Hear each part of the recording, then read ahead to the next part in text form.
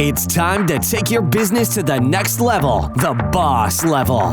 These are the premier business owner strategies and successes being utilized by the industry's top talent today. Rock your business like a boss, a VO boss. Now let's welcome your host, Ann Ganguza. Hey everyone, welcome to the VO Boss Podcast. I'm your host, Ann Ganguza, and today I am honored to bring you special guest co-host, Pilar Uribe. Pilar is a bilingual voice actor, telenovela star, and radio personality. Born and raised in New York City, she broke into show business with roles from Ugly Betty, Pobre Pablo, Eternally Manuela, and El Cartel, filmed in Colombia and Miami. She recorded and produced for WLRN Miami-South Florida and now lives in LA, where she records voiceover for television, radio, and films. And last but certainly not least, she has booth kitties, which are so very important. Yay! Pilar, it's a pleasure having you here today. Thank you so much for joining me. I'm so glad to be here, Ann. This is a real treat. Thank you. So, first of all, the booth kitty. I have to know, booth kitties, booth kitty? Booth kitty. Booth kitty. Booth kitty. Yes, his name is Paco. Paco. Well, his full name is Paco del Barrio. Paco del Barrio. Yes. Oh, yes. Paco. Now, is Paco in the studio with you right now? No, he's not. I know he's outside, and he's sitting on top of the desk where I edit, looking like, how dare you close that door? How dare you not pay attention to me? Exactly. I need a window for the door. As you know, we now both have booth kitties, and that is a major plus for, I think, productivity in the booth to have booth kitties. They really help you in your daily booth recordings. Yeah, they're very they're very observant, and they're very. How can I say this? They direct They teach you a lot about you as a voice actor. I agree. We'll get into that. I agree. Yeah, I think that could be an episode, actually. How our pets help us learn about ourselves, for sure. Exactly. Sure. So you're not even like a triple threat. You're like a quadruple, you're like multiple threats. TV, radio, voiceover. Tell us about how you started in the business, because I think you've got a wonderful story to tell, and we can all learn a lot about how you evolved into your voiceover career. Okay, so how much time do you got? Well, this first episode's about only 25 minutes, so. Okay, I'll be quick. No, I was born and bred in New York. Both my parents are from Colombia, a little town called Ibagué. Mm-hmm. And I spoke Spanish until I was 5. When I went to grade school, high school, I was in all the plays. I played the angel. I did all kinds of things. Singing groups. I was in the choir. I was in the too. Yeah, right? You do it all. Choir thing and, that creative stuff. Exactly. I went to a girls' school, and so we were in this choir, and I was just in this thing called Triple Trio, and we would go to boys' schools. We would go to boarding schools and sing there and have crushes on all the boys. It was crazy. Of course. So in college, I majored in theater and kept studying voice, and did musical theater and just all kinds of things. But not necessarily voiceover, right? You're thinking... No, it was all musical theater or musical theater. Mm-hmm. Yeah, that's or right, because you theater. sing, too. That was the other threat, because I had actually happened upon one of your social media posts the other day, and you were singing, so... Yes, I'm really into So that's the thing. I was kind of born and raised on singing a cappella, because I would sing with my sister. We had a little duet going, and she would play with the guitar. Sometimes we would play the guitar, and sometimes we would just do, 2 voices. Mm-hmm. So there's this great app called Acapella, and I loved just dub myself over and over again into 4-part harmony. It's so much fun. Mm-hmm. So in college, I kept singing. I kept with these groups, and I majored in theater, came back to New York, and of course, it's a different story. Now, once you're looking for a job. Mm-hmm. And I thought, well, okay, I'll go the corporate route. And I worked for Harper's Bazaar.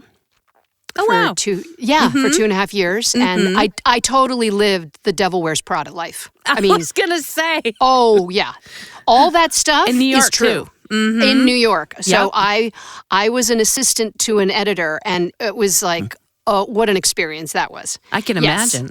Yeah, that's a whole other story. Then I moved to 9 West, and I started helping in design shoes. Mm-hmm. And all throughout this time, I was taking acting classes. because I thought, let me just keep that muscle going, even though it seemed so far away at the time. And I got laid off. I was the last hired, first fired. There was a whole financial shakeup. And I thought, okay, this is the time to start working on my acting. So I got my headshot and resume together, and I started going out on auditions. And in the meantime, I got married. That's a lot happening. Yeah, that was a lot happening. Yes, seems and like I in a cleared short my throat. period of time. Yes, absolutely. And I cleared my throat because that was a whole experience in itself. So I did theater. I did a chorus line. Wow. And I was probably the only person. I played Diana Morales, who was the Hispanic character, and she was the one who said, "And I felt nothing, simply nothing." It's such a great song. I love that song. Lovely. I was the only one who could not do a double pirouette. But I got away with it. And that's like a requirement for a chorus line.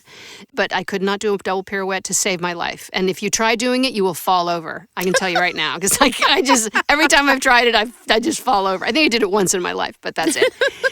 So I did a couple of films. I did student films, and I did extra work on One Life to Live and All My Children. And I think there was one called Passions. Wow. And so I had so much fun because, of course, I used to watch those shows. And I used to watch General Hospital, actually, in college. Oh, of course. Who didn't? Remember? Yeah, like, what was it? There were these scenes, which we can't even say on here. I just read something about Luke, that they finally wrote him off. Yes. The Luke and Laura scene. Do you remember the Luke and Laura scene? Of course. Everybody talked about that. There has to be a moment in time. Like, that is ingrained into, like, the moment in time of television history. Totally. I know. And is this what brought you into the telenovela star? So is that leading us to that place? Or? Yes. Okay. Yes, absolutely. It is.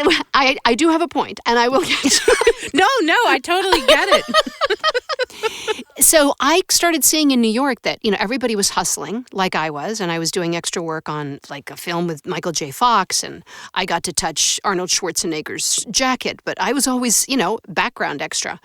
And I thought, wouldn't it be great to work in a job that is kind of a 9-to-5? And I realized television is that. So I had that dream, and that's why I did the extra work, because I wanted to see what was going on in those soap operas. So I separated, and I thought, okay, I'm done. I'm going to take a little vacation and I go to where my extended family lives in Colombia, in Ibagué. And I go and I stay with my cousin. And the third night I'm there, we decide to go to a fortune teller. And fortune tellers are big in Colombia. And I love them. They're just so much fun. So I go to this fortune teller, and she reads the way I smoke a cigarette, of all things. So she's looking at my ashes as I'm smoking a cigarette. She gives me a cigarette. I start smoking it. And she says to me, "Pack your bags. Get ready, because you're going to be really famous." Ooh. And I was like, what? Who doesn't like to hear that? But I was so, I was depressed. I was going through the whole divorce proceedings. I had been working for Morgan Stanley as an assistant.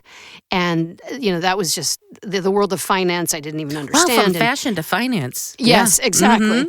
And then she says this to me, and I'm like, oh, maybe I'm going to be a shoe designer. Maybe I'm going to be the next, Manolo Blahnik. And I was like, I couldn't imagine that one at all. So my cousin and I, we left, and we just laughed it off.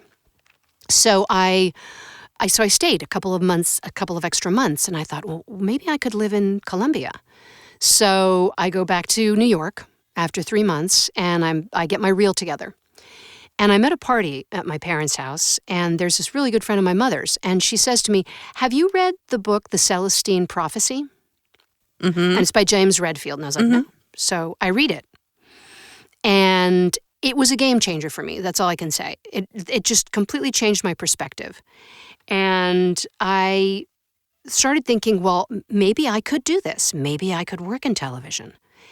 And I had a very good friend of mine who was my vocal coach, and he kind of turned into my mentor. And he started telling me, he said, "You know what? I want you to start visualizing what it would be like to stand in front of the camera. I want you to see what it would feel like, what the lights would feel like on you, what it would sound like, the people walking around you, how it would taste if like you were drinking something on set, what it would smell like. and what you would hear and what all the five senses, and really do like a little meditation about it. And I wasn't into meditation back then at all. But the Celestine Prophecy talks about that a little bit, a lot actually. So I have my reel. I speak to a couple of networks. I write letters, and there are two that are interested. And one of them says, okay, great, we are interested. We want to see you. So I pack my bags, and I pay for my ticket, and I go down to Colombia. So when you say you wrote the networks, okay, so that's a very broad description. So what specifically, because that's like you're marketing yourself. I mean, you've been marketing yourself, I feel, since you were out of the womb, right? So in reality, you're sending letters, and what are you saying in those letters? Hey, I'd like to meet you. I have acting experience. Yes, are you interested? Exactly. Exactly. Actually, you just said, I didn't even realize that. You just turned the button on for me. Yes. So I was constantly doing that without even realizing Without knowing. it. Yep. Yeah. Because what I had was, it was just a letter with my reel. Back then it was VHS. Okay. So I'm really dating myself. Saying, I have this experience. I have this training. And I'd really like to do TV. And one of the things I learned a long time ago was you can talk about your strengths. There's no need to lie, but you don't have to say, I don't know how to do this. You can say, I'm very eager to learn. I'm very eager to get into the business. Because I realized as I was going down there that, yes, I had worked in television as an extra. I had worked in film by then.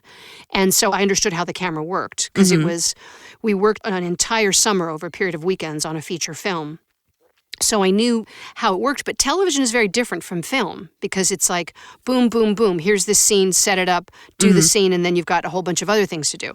So it's a lot busier than film. So I didn't, long shots, close-ups, I was still very much of a newbie. So I basically just concentrated on what my skills were. And these two people, they kind of said, yes. One of them said, there's a possible role for you. And the other one was like, okay, well, we'll meet you when you come down here. Because I realized I had to go down there. Like, they weren't going to sit there and say, oh, yeah, we'll hire you. So that's why I was like, I made the decision. I packed my bags and I go. So I get to Colombia and I'm staying with a friend in Bogota now, because now I'm staying in the capital. Before I had been staying in Ibagué, where my family is from. And I call up the producer and I make an appointment. And I get there and I'm like, I'm really excited. And I'm like, okay, this is it. This is the start of something big. And I get there and she said, that show has been scrapped. And she points to this shelf and all the episodes are there. And she's like, that's been scrapped. They're writing a new show. You're going to have to audition for it. And there's nothing, I don't have anything for you. So I'm like, oh my God. So what do? I start envisioning what my life is going to be like. So I start making like a little list. Okay. I need an apartment. I need a job. That's my most important thing. I need an apartment and I need a car. So the first thing I would do was that I would call her on a weekly basis, this producer. And I would say, hi, how are you? How's it going? And she knew immediately why I was calling. She I don't have anything for you. So I was like, okay, great, that's done. Then I started going out and looking at apartments in Bogota of where I wanted to live. I mapped out. I walked around a lot. Friends were taking me, or I was going in taxis, or I was walking. And I found an area that I wanted to live in. And so everybody posted they did newspapers, but they would post it up on the window, and I would look and I would take a look. And I finally found one. And I was like, oh my gosh, this is really great. I did the same thing with cars. I went to the car dealerships. I looked at all these cars, and I found the car that I wanted. And I'd keep calling this woman, and so once a week. And then one day she called me.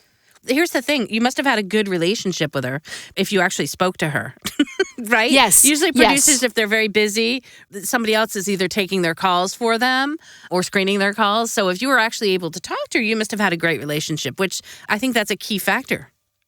We developed it. It wasn't something that just started out that way. I mean, I always went through her secretary first. Yeah, so it wasn't like... This was something that developed on a regular basis. But I wasn't like stalking her or being obnoxious about it. I was just saying, hey, I just wanted to see. And because I was, this was the lead. Keeping top of mind. See how we're transforming all of this into the current day marketing. I love it. This is awesome. You're staying top of mind with the producer. There you go. Exactly, top of mind. So she calls me and she says, I have something for you. And I'm like, oh my God, this is it. I get to the studio. Turns out it's one episode of a children's show. Okay. And I'm like, oh my gosh, I can't live on this. What am I going to do? Mm-hmm. And I talked to that director, and we just started talking. And, she knew who I was, and she said, oh, no, you're still being considered for this new show. Don't worry about it. Because I actually, just going back a little bit, I had auditioned for the new show. So she called me up and she said, I want you to audition for this show. I auditioned for the show. And then she calls me and she said, I have this for you. And it was a children's show. So I was like, oh no, what am I going to do? And she said, no, you're still, the director for the children's show said, no, you're still being considered. Because this was much smaller than what it is today. Mm-hmm. And the very first time I went and I auditioned, it was very different from the way I auditioned in New York. So, in New York, you get given sides, and now you memorize it, but you're mm-hmm. allowed to have it in your hand. Mm-hmm. And back there, you definitely had to memorize the whole thing, and I was panicked, and this guy helped me, and it was great. A couple of other weeks go by, and then they call me in for a second audition, and that's with the director. He was very stern, and I was really nervous. A couple weeks later, she called me, and she said, you got the job. Mm-hmm. So all this work that I had been doing, I'm shortening it. I had been looking for the apartment. I'd been, You'd been having a vision and meditating exactly. and manifesting. Exactly. So once I had all that ready to go, when the call came, and this is over a period of 3 months that this happened, I was like, okay, great. Now it's time. I can get the car and I can get the apartment. I can rent the apartment out because now I have somewhere to go because I have a job. Sure. And so actually, it's really funny. The head of the network called me. And it's kind of amazing that I think about this now. He called me and he said, I have to tell you that, and he kind of called me apologetically. And he said, you're going to be really, this character, you're going to be really ugly and you're going to be really nasty. All right. I was like, please, bring it on, right? So we start filming and it's a whole new experience. So I have to start from the beginning again. And I'm learning camera angles, and I'm learning how the business works. And the show comes out, and literally, Anne, overnight, the show comes out, like, let's say on a Thursday. And the last show, what they did is that they dovetailed the old show, which was one of the most well-known shows in the history of Colombian television. It was called Café con Aroma de Mujer. They're redoing it now. And so then ours came in. So we had that huge audience which had seen this show, and everyone had been glued to the television, and then they saw our show. Right. And I was the first one who spoke on the show. It was really cool. And you were an ugly, horrible personality, right? Exactly. I snarled. I was a snarler. And so it's kind of like a good luck thing. It's kind of like when somebody says, that's a kind of a good luck thing in a film. When somebody says the name of the film in a film, it's good luck. And in television in Colombia, it's like the first person who speaks. That's a good luck sign. It's like a good luck charm. So I was the first person who spoke. And then literally the next day, I was being recognized. Wow, that's great. On the street. That is fantastic. It was the weirdest thing. And so I was like, oh my gosh, what that lady said was true. That fortune teller. Right. A year before, practically, it came out. Yeah, it was over a year that she had said that, and I thought, this is so interesting. So basically, I manifested my way into this job. Well, I love that. I think there's a lot to be said. I mean, it's a new year, and I talk all about how being grateful and then really writing down and thinking and manifesting and about what your goals are. I really believe that it comes true. You actually incorporate the steps to make it true. And interestingly enough, notice how I kept noticing all the marketing things that you were doing, which you weren't even realizing at the time. You were developing a relationship, right? You were keeping top of mind. You were setting goals in place so that you could achieve them to get where you needed to be. So congratulations. I mean, that's a great story. Anne, where were you? Where were you in my life? I wish I could have called you out and brought you back from the future in, and my life would be but yeah, exactly. So I started working, and I basically did this over and over and over again because in Colombia, telenovelas only last a year. Oh, that's what I was just going to ask. How long did the show go? A year? Yeah. So, because it was actually a little bit more. We did a lot of episodes. Is it a daily? Yeah. Yeah. Daily for a year? So it's a daily, but it's not because it's actually prime time because it always came out in prime time. So they're not exactly soap operas. They're like prime time soap operas. Let's put it that way. That's what they call them. And really, they're more like series. Yeah. Because they're not. They have a beginning, middle, and an end. Got it. They don't last for 20 years like they do here. Right. Or got 30 it. years. So there's a story. So it's like a poor girl meets a rich guy. Then he does something to her, and then she makes it on her own, and then she's great, and then they live happily ever after. Or there's a tragedy, So, all kinds of different stories. And I got to play all kinds of different characters. I became known as the bad girl because I was one of many bad girls on that first show, Eternamente Manuela. And then I became this super duper evil person. And it's so funny because on Instagram... On that show or on other shows? No, on that show. That's Okay. what really established me as the resident bad girl. They showed Eternamente Manuela after many years, and there are all these people on Instagram who were like, oh my gosh, that was you. You were such a bad girl. And they're constantly giving me snippets and stuff that I didn't see. It's so funny because when you're working, you don't have time to watch your own show. You just don't. Oh. That's one of the things. So I never saw the show, the entire show. Do you have archives that you can post, or is it mostly your fans that are posting? It's a little bit of both. I have some that I post, but most of the time they show me things and I'm like, oh my gosh. And I remember filming it, but I don't remember, so it's really fun. It's really great to kind of walk down memory lane. I was doing that a lot this past year. Yeah, that would make sense that you would be, if it's like a daily thing and you're in and you're just working all the time, it would make sense that you don't always get to watch. It's like, interestingly enough, the VO Boss podcast only has weekly episodes, but I don't always get a chance to listen to them after we produce them. So every once in a while when I get a free moment in my car, I'll listen and I'll be like, oh, okay. And it brings the memories back. Well, that's a pretty decent episode. Yeah, exactly. So. And then you can look back and go, oh, yeah, right. That's interesting. Oh, goodness. Yeah. When we're in the middle of the manifestation, we're in the middle of the execution, right? You just have to give it up to faith that we're doing a good job and that our listeners and fans are drinking it all in and liking it. And if it were anything otherwise, they would let us know. So... Exactly. Yep. Exactly. Yeah. Barrel along. So, all right. So you are a star, a telenova star, and are you doing any other shows at this point other than your daily series? Well, I did the first show, then I go and I do a second show. And then my second show, I'm playing a gringa. So, hablo muy trabada así, con un acento así. And I had a ball. I dyed my hair. Blonde. I was a blonde. A blonde, Anne. Oh my gosh, blondes do have more fun. I'm here to tell you, blondes do have more fun. I had so much fun doing that show. And I did so much improvisation on that show. It was amazing. Because I had the latitude. I would sing.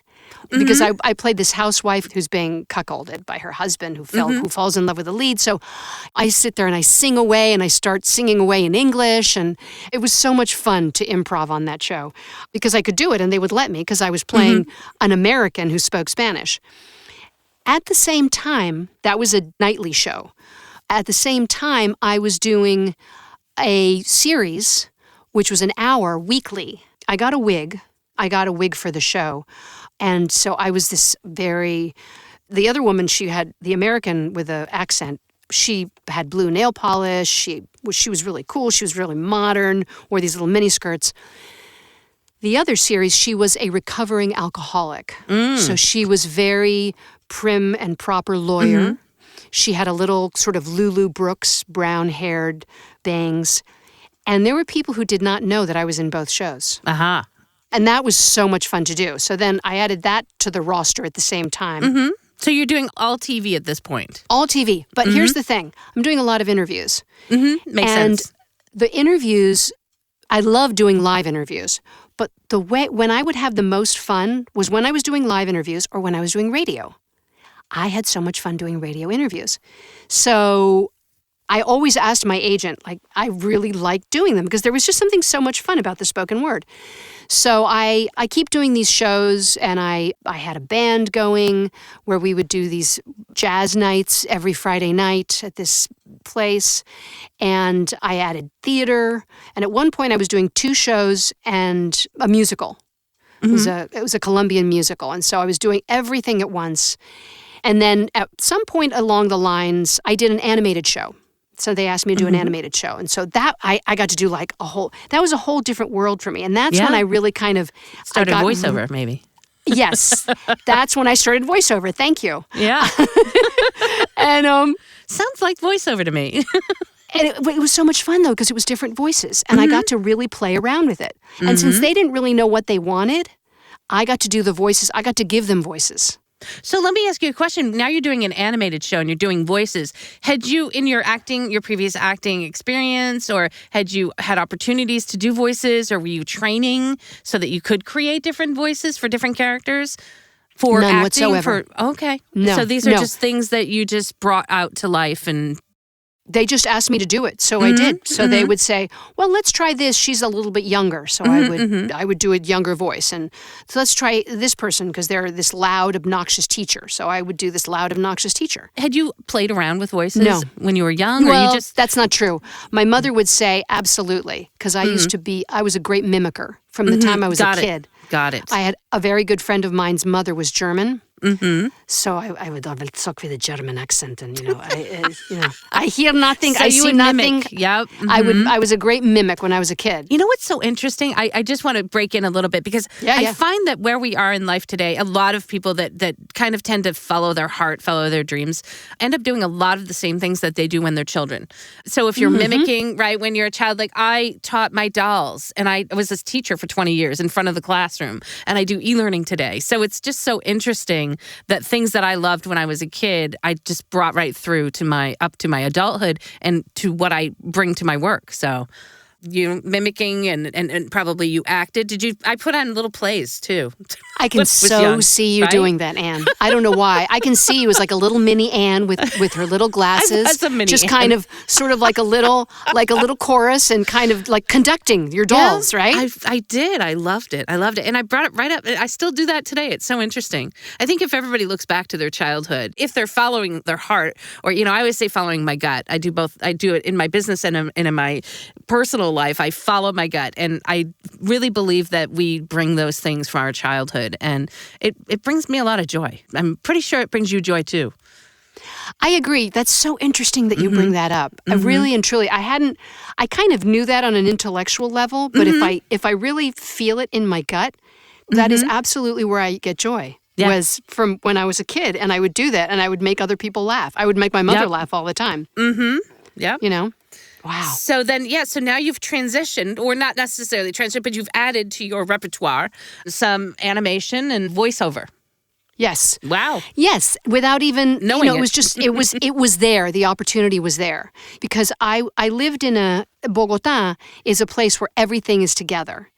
That's not really the case anymore, but it used to be that Los Angeles was where you did film and television. New York was where you did more theater. And theater was in the 50s, there was more television. And then I don't know why or what, and I don't know the history of this, but it just became more of a theater town. And, then, slowly but surely they started doing the studios in Queens, and then more film and television came, and now there's a whole bunch more voiceover. And there always was that, but I feel like LA was the big place for all that stuff. And so Bogota kind of had everything. So I had a lot more opportunity just to kind of dip. Broaden my horizons that way. So I basically just went from show to show to show. I never really stopped. There was one show that I did. It was the last show that I got to play a bolero and ranchera singer. I was hired on the basis of, I actually did back I was on this thing called Restaurant Row in New York, Cabaret Row. It's called Don't Tell Mama. And I did this show called, I can't remember what it was. It was a review. And I played this character called Nora, the dominatrix. There was this one song that I had to sing, and it was, "You'll ache for the touch of my lips, dear, but much more for the touch of my whips, dear. I can raise welts like nobody else as we dance to the domination tango." So it was so hysterical, and I was all decked out in this whole dominatrix costume. And that was to get the costume when I lived in New York, I went to Patricia Field, which was on 8th Street. And I walked in, and I had to look for, I didn't know what I was really looking for. And this one beautiful, beautiful tall transvestite comes in, and says, "Can I help you, dear?" And she had this long blonde hair. And so I'm like, I have no idea what I'm looking for because I don't know what a dominatrix looks like. I'm supposed to dress like a dominatrix. So there's this woman, and she's kind of mousy. She's got a long raincoat on, and she's looking around. And the salesperson's helping me.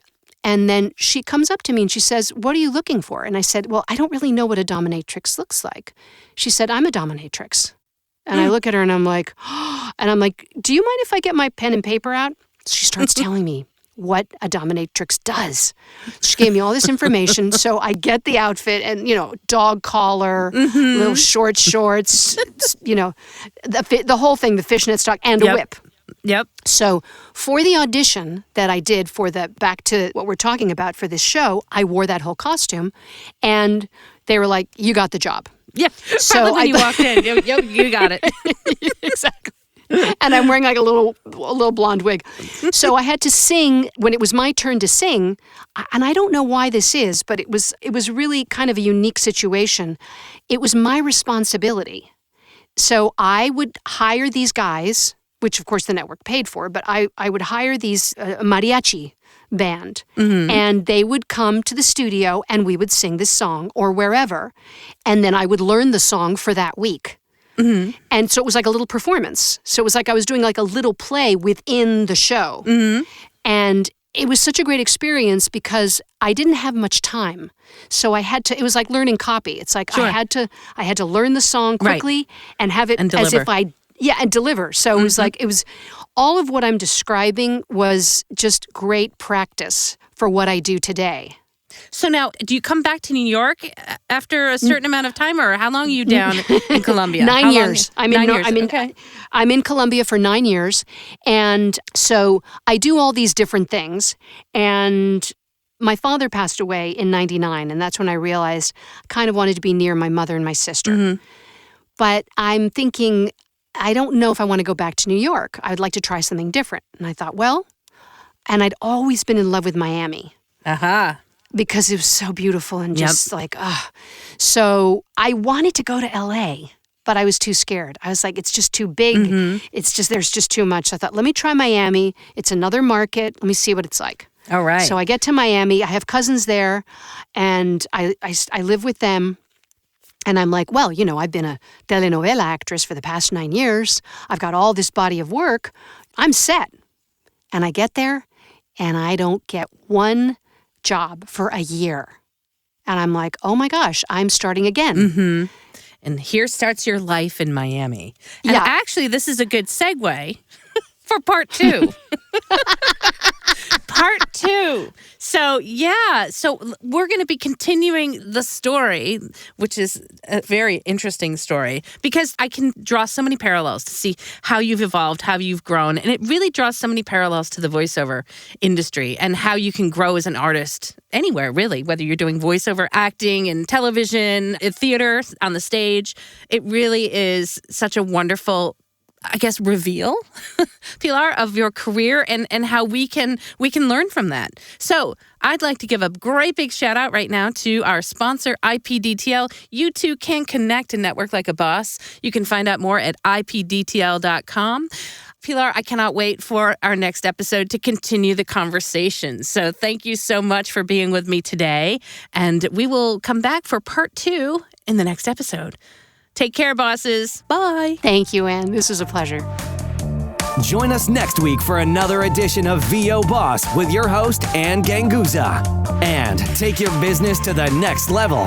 Sign up for our mailing list at voboss.com and receive exclusive content, industry revolutionizing tips and strategies, and new ways to rock your business like a boss. Redistribution with permission, coast-to-coast connectivity via IPDTL.